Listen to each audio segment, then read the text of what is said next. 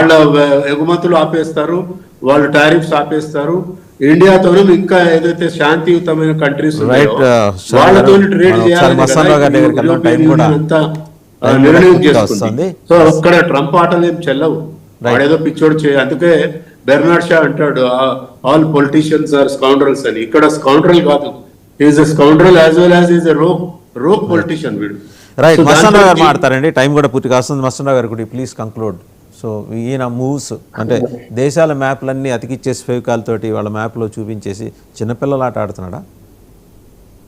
అంటే ఎంత చూస్తే అంటే ఆయనలో ఆ సామ్రాజ్యవాద కాంక్ష ఎట్లా ఉందనేది ఇక్కడ మనకి వెల్లడిస్తుంది.